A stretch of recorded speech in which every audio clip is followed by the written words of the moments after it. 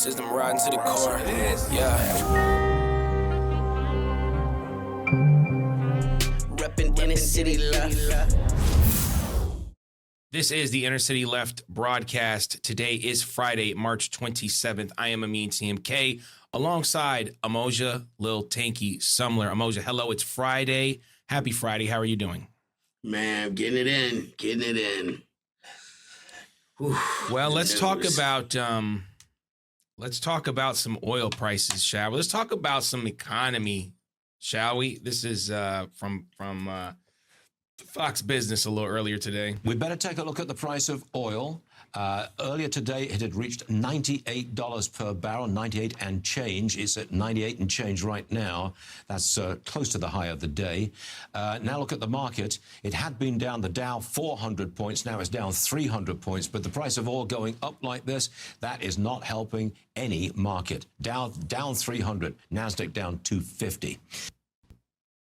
So let's take a look at some of the numbers on here, and then maybe we can help inform our listeners about what's going on. First of all, I want you to take a look at that number there at the top. Dow Jones. This is for our podcast listeners.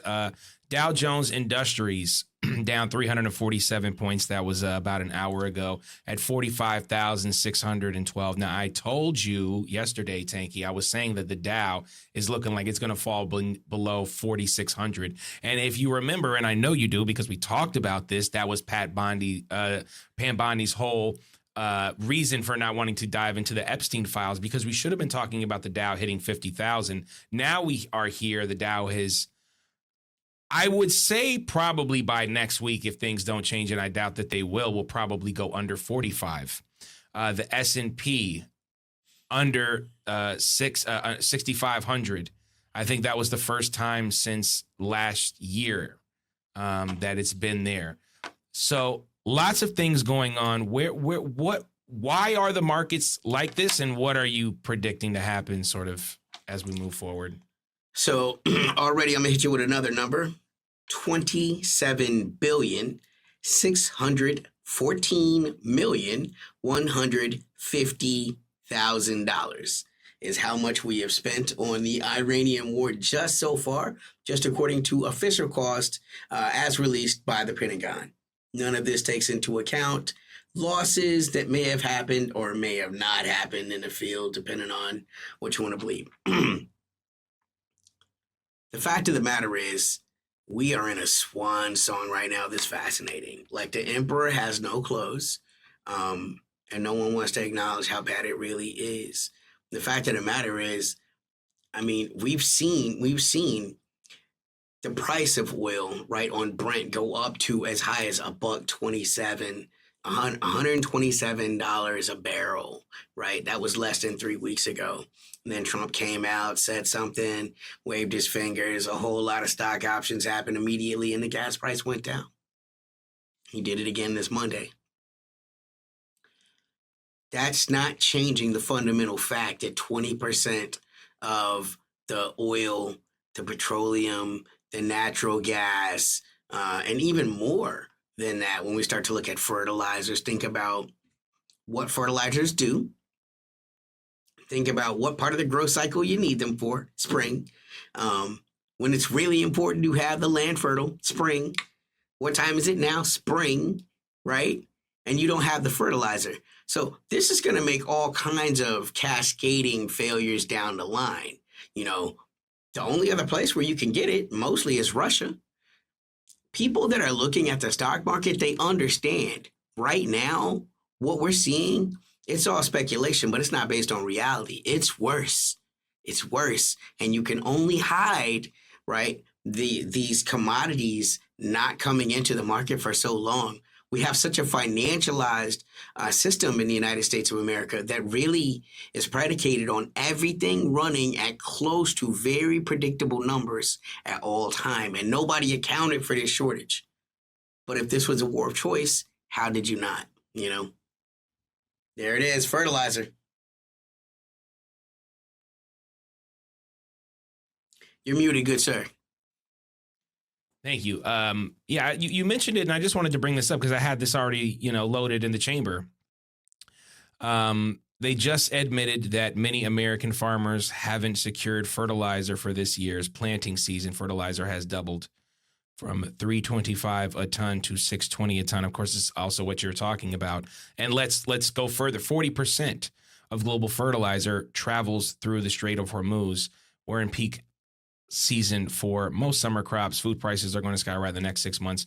That's from the real LJ Chubby on Twitter. So I personally am looking at this, and I know a lot of people are probably in your life and, our listeners' lives are like, the gas prices, what's going on? The prices, what's going on? This is why it's important that we follow geopolitics so we can understand why the material conditions are what they are. Fertilizer is a very big deal. Eating is a very big deal. And if we know anything about American monoculture, they really, really need fertilizer because they are, like mainly monocultures.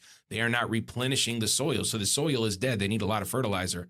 And hey, I know we're going to get into this a little bit later, but who else is a big exporter of fertilizer? Well, that would be the Russian Federation and Ukraine as well. Both big markets for them. And I think we can get into them a little bit later, but that I think is important to acknowledge that all the things right now that America is doing in Iran is in another way actually helping Russia. So many things they're doing. I also wanted to throw this in here before we get too much into to Russia, because there's a lot, of course, to talk about. This is from the Kobashi letter. This is earlier today. It's official. U.S. gas prices are now up $1 a gallon since the Iran war began, with mortgage rates nearing 6.5%, a 7-month high. At the current pace, we could see gas prices reach $4.50 a gallon. I think we will. And 7% mortgages, and as soon as next month, I think we will. We talk about this all the time, man. Gas makes everything cheaper. I mean, and more expensive, I should say. And this is what the markets are predicting, and they always underpredict. Your thoughts? Yeah, I mean, the economy begins with oil, and so when the price of oil goes up, and right now it's only went up because of speculation. You know what I'm saying? Soon it's going to be going up because of demand. Like the demand has not changed, but the supply has. You know what I'm saying? So that demand is going to force the prices up. We're already seeing places like Australia have huge petroleum prices. It's not on the news, but it is out there to be seen. This is what I'm talking about when I say cascading failures. Because yes, the price of petroleum being higher right now makes every aspect of the economy right now more expensive. It's a tax on everything. And so food is going to cost more. But the food is still available. Right? It's going to be a cascading failure because next year, when there's far less food available because there was far less fertilizer used because, that time of the year that you needed fertilizer, you didn't get it. And so your crop did horrendous, right? This is what we mean by cascading failures. This is going to have a ripple effect that's going to stretch well into the next year at the very least. And that's if it stopped now. We're still not talking about the loss of human life or any of those things. We're just talking about the impacts of the straits being closed. And right now the straits are closed. And it does not seem like there's any way to open them in a realistic way. Listening to these plans, we joke about it. It's like Boromir. It's like, not with 10,000 men could you do this. And literally, that's the number we're trying to fly at it. I mean, it just doesn't seem realistic. So, yeah, the gas prices are going to go up, but they're going to get up higher once the supply, right, catches up with the demand, because the demand is going to far outpace the supply. It's not like the politicians are out there saying, hey, buckle up. There's going to be a long one. Everybody, we need to start being a little bit more conscious about how we use our petroleum, maybe bring the heating in our house down just one more degree, or turn the heat down one more, or try to commute to work. These are not the messages that we're getting from leadership, right? what we're getting from leadership is, oh, the war is doing 15 out of 10. You know, they're being destroyed at an all-time record. This is Trump going to be said over. he thought it would be worse. Right. I mean, like, what? You didn't even say anything about that, and now you're saying it's going to be worse.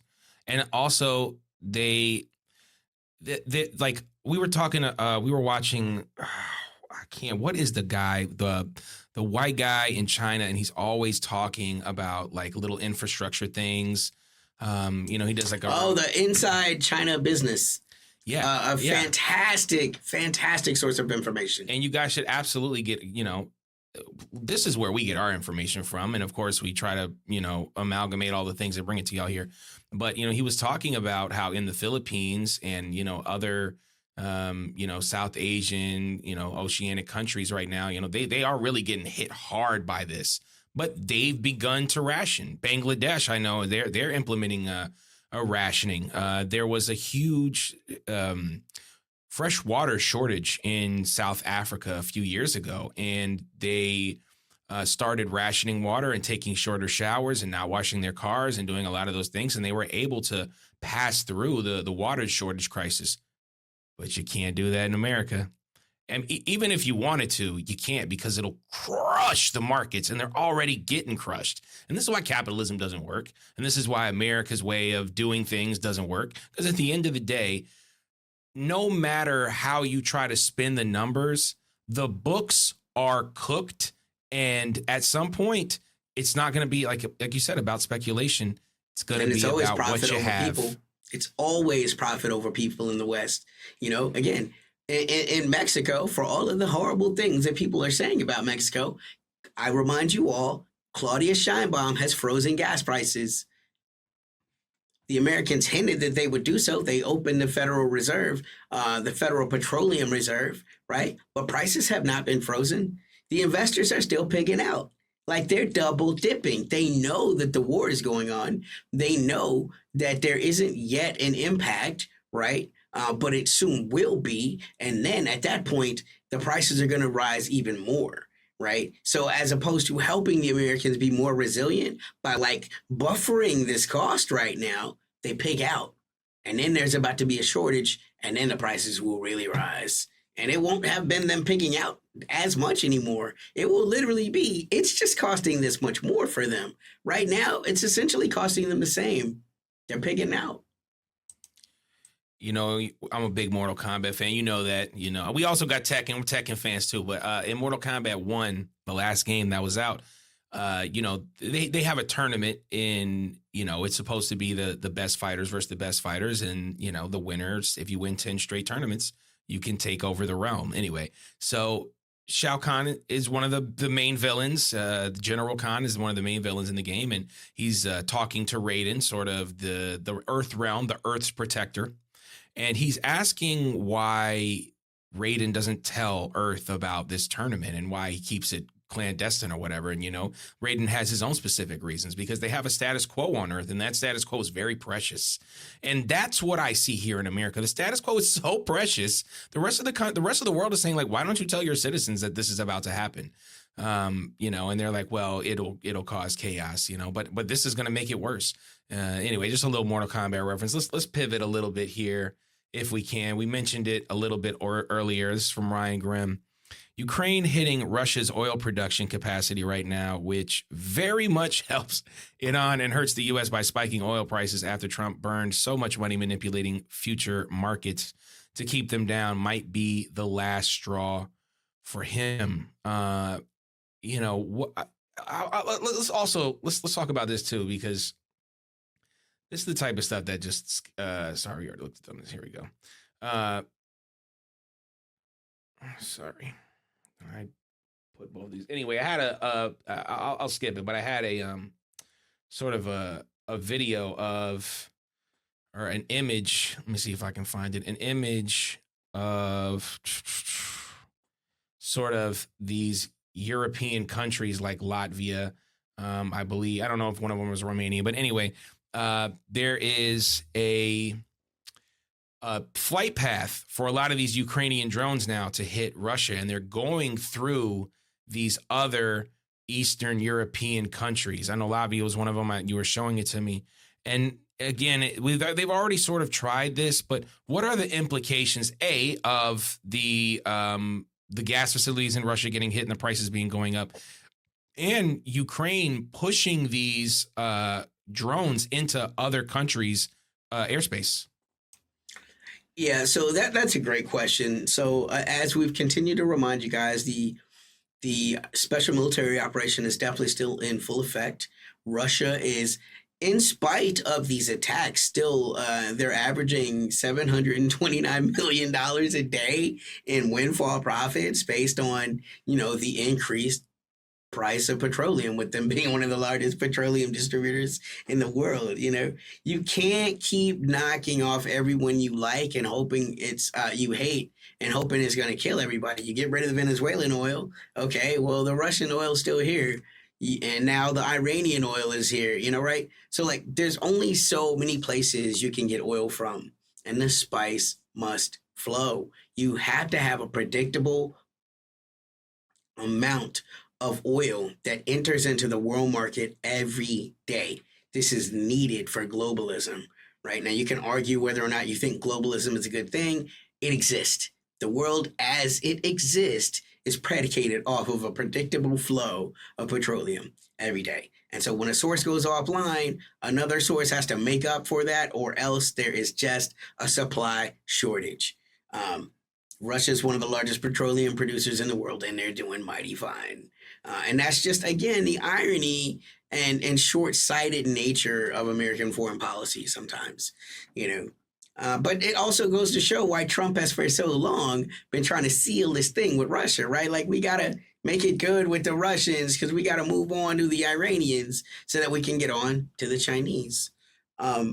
It just hasn't happened that way. I think something that's very interesting about these attacks lately, though, is it shows once again the hollowness, the imaginary nature of NATO and their lines, right? Because yes, as you said, it is alleged that a good number of these drones paths, like if you follow the red line, that's over Estonia, it's over Lithuania, it's over Latvia. It's violating their airspace with hundreds of drones just so that it doesn't show up on Russian radars, because technically it's not in Russian airspace. And so there's nothing that the Russians can do to really fire on it, right? If they fire on these drones, they'll be firing into NATO space, which is a provocation. But one of the things that we know is that some of these militarized explosive drones have blown off path. They've made impacts in Latvia and Estonia. And once again, if Article 5 was real, then NATO would be obliged to enter the war against Ukraine. But it's not, right? But let one or two of those drones had come from Russia, and it'd be all over the fucking news. Oh my God, in a blatant escalation, the Russians, right? But the Ukrainians are able to do this. So once again, this is what Russia means when they say that NATO is a party to the conflict, right? And one of the things I'm seeing a lot in discourse right now is a lot of grumbling with the young Russians who are ironically unhappy with Putin and the way that he's dealt with. Long have we predicted his doom in inner city left, right? What are they saying? They're saying, we don't understand why the Russian leadership will not deal with this the way the Iranian leadership is. Everywhere where any of these bases have been allowed to facilitate and material support in wars against Iran, they have hit. Even the New York Times recently said within the last week, up to 13 of these bases in the Middle East have been rendered inoperable. But Russia continues to let these things happen because for so long, Putin has wanted to be seen as a respected man in the West, right? And so he allowed, this is the irony. We're getting to see the different styles of war right now, Yes. and that's not something that usually happens, and wars are not conducted in ways like we're seeing this stuff for the first time, and that's why Russia was such a big deal. And that's why we kept talking about it and talking about it and talking about it, even though all the liberals and the faux leftists, the back to brunch leftists, the designer leftists were like, oh, Putin is a bad guy. Putin is this and that and the third. And the fact of the matter is for the rest of the world, Putin is incredibly conservative when it comes to this. The young Russians, the further more left parties, which again, the second party in Russia is the literal Stalinists, by the way. That's the second biggest party. So Russia is being run by, in many ways, a centrist in Russia, even though we view him as some sort of like a left authoritarian type, blah, blah, blah. I mean, the man won an election with a month-long election. If he rigged it, why doesn't Ukraine rig one? But anyway, I digress. We've already mentioned all those things. But yeah, Lithuania, Latvia, Estonia, opening up their airspace for Ukrainian drone attacks on St. Petersburg, which there's just no reason for that. That's not the war that you're fighting. But yeah, that's sort of it. I wanted to just pivot a little bit, and we don't have to stop talking about this, but I wanted to mention it because we've been wanting to talk about it. And I didn't put it in the description, but damn it, we're still going to speak on it. That's Nicolas Maduro. And he spoke today, or I think it was either today or yesterday, him and his wife. It was his first appearance since January. So now we're getting close here. What is this, to April? So now you've had the president of Venezuela duly elected, by the way. And he won the election. If they faked it, well, why don't other countries do it? And, if he's not the legitimate president, then how is Delcy Rodriguez the legitimate vice president? Like, you can't solve these problems. If he's not legitimate, then Delcy's not legitimate. Please show. No. I mean, So that's of course. There's tons of hypocrisies and there are tons of contradictions in this. But basically, he pleaded, "I'm the president of Venezuela," which I totally agree. You cannot be abducted, which he was abducted. And many people were killed. 40 people dead. Many of those people, the Cuban bodyguards, the famous Cuban bodyguards. And there, of course, there's speculation that people sold out and all these other things. But it's pretty gross that he's in basically a solitary confinement, the president of Venezuela, duly elected president of Venezuela. We know for a fact that Delcy Rodriguez has given up plane loads of Venezuelan gold. It reminds me of the stories of the Spanish conquistadors when you kidnap their leader and the indigenous tribes, make boatloads of golds to get him back, and then they kill the man anyway. I mean, that is literally where we are. We're back to the land of the conquistadors, right? And now think about this. Delcy has allowed her country to be expropriated of this wealth, and yet still, when you talk about, he's not even allowed to use that wealth, him or his wife, Maduro, to have legal representation. Like, Venezuela is not that gold didn't buy him a lawyer. It didn't buy him not being interred in essentially solitary confinement, which in and of itself is a crime human against right humanity. Violation. Yep. Mm-hmm. Right. This is a literal head of state who has consistently stated his defense is he is the duly authorized, elected, verified by Venezuelan Supreme Court president, and he has exercised his rights under the Geneva Convention to diplomatic immunity. And yet, he is in solitary confinement. His country is not allowed to make any type of wealth towards his legal defense. This is just a humiliation ritual. And, it's a lot of people out there on the left that have very different views about what Delcy Rodriguez is doing. It's not for me to critique them. But for me, I don't see the 5D chess in this. To me, I see a duck. It looked like a duck. It looks like she sold her country out.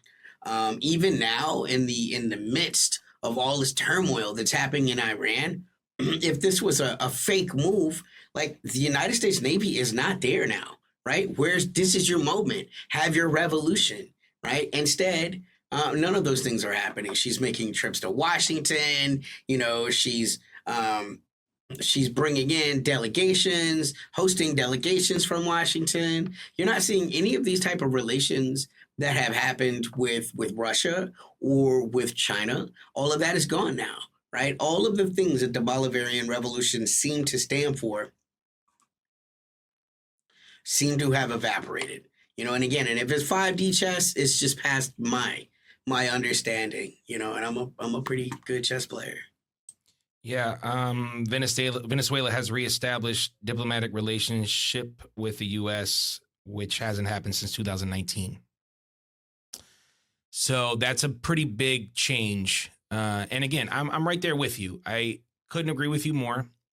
I think this is very troubling for Venezuela, especially if you're a fan of duly elected leader Nicolas Maduro. But maybe we are being hasty, Master Mariodoc. I don't know. We're going to continue to pay attention to it. But a lot of people had a lot of negative things to say about Claudia Sheinbaum. And again, I think she's shown that she's an ally to countries like Venezuela, countries like Cuba. She's doing what she can. And I think that's sort of where people are with Venezuela. But I would like to see a little bit more when you're sending out gold and when you're easing, you're having diplomatic relations in a way that you haven't had in 6 years. That concerns me. But I would say again, just a human level, my heart is with Nicolas Maduro and his wife because that cell is inhuman. It drives people crazy, and for a person who is winning elections in their country multiple times, winning with like 64%, I think it was. And my heart also goes out to the people of Venezuela who did the thing that liberals always say, go out to the ballot bowls, go out there and vote in the change you want to see. Like that happened. Like that's the one thing that people talk about a lot in the left that's quite different about the Venezuelan model. It's not the Cuban model. Like the Bolivarian Revolution was not brought into power with guns and a revolution, right? It was brought about by the ballot box. People voted for socialism, and the United States has punished them ever since. Whether you're talking about a Democrat, whether you're talking about a Republican, the moment that brown socialist countries nationalize their resources, they become enemies of the United States. And that's all it takes. That's all it takes. The people voted to have their resources brought to them, to have their life bettered by a party that claimed to be able to do that, and they were cheated out of that possibility by sanctions from the United States of America and by the complicity of Delcy Rodriguez. Yeah, and I think the United States, like, they're getting their butts whooped in it on, and by their goals, the things they wanted to achieve, they're getting their butts kicked. And you may see some escalations in the Caribbean, Central America, South America, because those are places that the United States has far more military dominance. Nigeria, let's not forget the, Save the Christians, Nicki Minaj UN tour that we had to witness, where the targets were landing in areas where there was no Christians. So I don't know how they're saving the Christians. They're literally bombing places with no Christians. So please explain to me how that is. The propaganda is so bad, it's just unbelievable, man. And we talk about American propaganda is the best, and it normally is. Like when they have time to shape it and come up with a cohesive narrative, maybe this is just something that liberals are better at, right? Maybe fascists just don't care. What I'm saying? We take it without power, Yeah. But I was thinking about, Trump bragging about the mighty gift that he got, which, let's be honest, right? So first off, let me set the stage. A couple of days ago, the president bragged about proof that he was working with some sort of an insider in the Iranian government that secretly has the ability to make deals with him, even though the Iranians consistently say, we're not interested in talking to the Americans. These are our list of demands. Meet our demand. Ain't shit to say, really. Meet this, or we'll see you on the battlefield. But Trump has continued to insist he has a private person on the inside, a mole, Americans love that. And so his proof of it was he was given a gift the other day. And then, today, he's out there gloating, man. It's him and who's the real estate guy with him, Witkoff, And he's like, can I tell him, Witkoff? Can I tell him? And Witkoff's like, you can do anything. Oh my God. Pause. Right, to the president, you could do anything. And Trump is like just gloating, man. He crazy with it. He like, yeah, they gave us 10 ships of petroleum, very big ships, right? And so there's a whole amount of subterfuge. It was a lot and all of that anyway, right? This was supposed to be a friendly shipment that the Iranians were allowing the Pakistanis to have because, again, they've always said, if you're a friendly nation, you can move your petroleum through, right? And Pakistan had affirmed its friendship, and they made an arrangement with the Iranians to give them 10 boats, right? As soon as they get out of the Strait of Hormuz, they drop the Pakistani flags, throw up American flags, and sail to the Americans, right?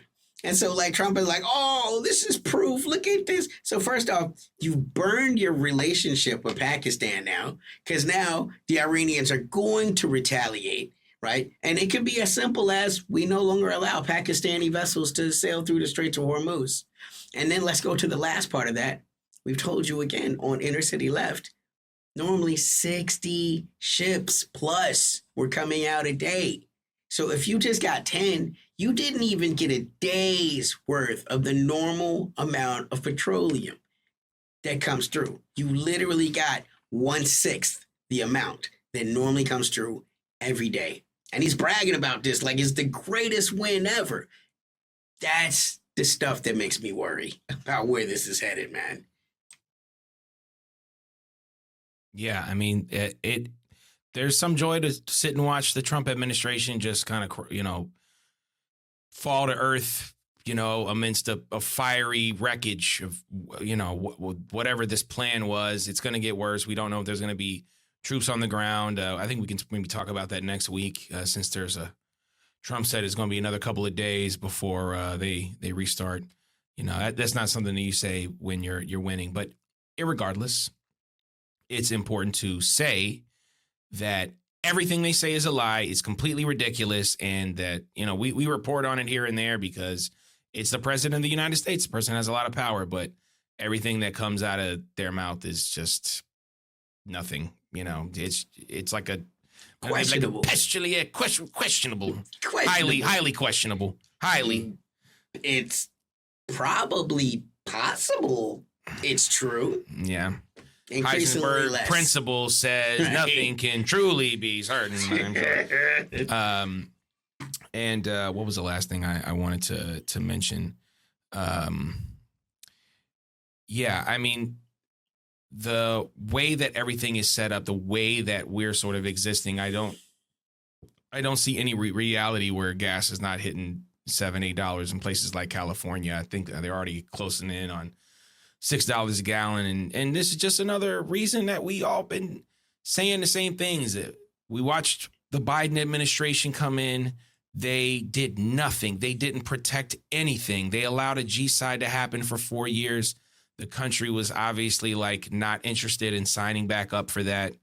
The Democratic Party left no options on the table. They chose a vice president. There was no primary process. It was nothing like that. It was just all about the donors. And this is what we get. This is the government that we get. So just another reminder to everyone out there, please dim exit. Please do not participate in an election. If there are no third-party candidates available, please abstain because there is no lesser evil. There's no pushback into Congress about it on. There's nothing of this nature. And people are, the Democrats get high off of funding TSA and pushing ICE out and all that other stuff. And, sort of like domestic stuff for people who go on trips on airplanes and, have gas guzzlers and things like that. But it's a far bigger issue at large. It's a global issue, and the markets will not correct itself.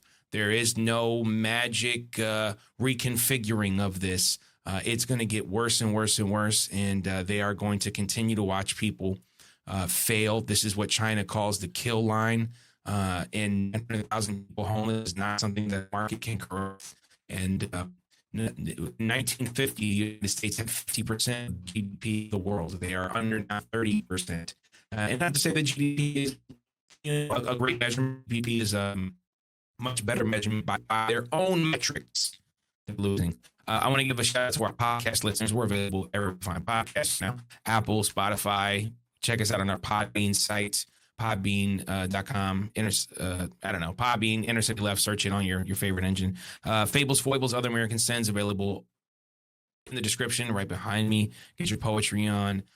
Music, search Lil Tanky, me and TMK. We got tons of music, all kind of stuff always coming out. And patreon.com/InnerCityLeft. Tanky, we touched on a lot of things today, spoke on a lot of things today. What do we miss? Some final thoughts, feelings? Man, shades of Gallipoli. And we're, hopefully, that's not something we're going to have to touch on too much. But, we got 5 to 10 days to see if we're about to reenact the Battle of Gallipoli, man, that did not turn out good for the offensive side. It turned out really good for the defensive side. Geography presents natural limits that even technology cannot overcome. And sometimes it's not a matter of will. Sometimes it's a matter of who's got the good ground. Shades of Gallipoli. Inner City Left, doing what we do, bringing you the news. The news you can use. And that's what we do. Ron Burgundy, report the news. I am Amin TMK for Amoja Lil Tanky Summer. This is the Inner City Left broadcast. Peace. System riding to the core. Yeah. Reppin' Inner City Left.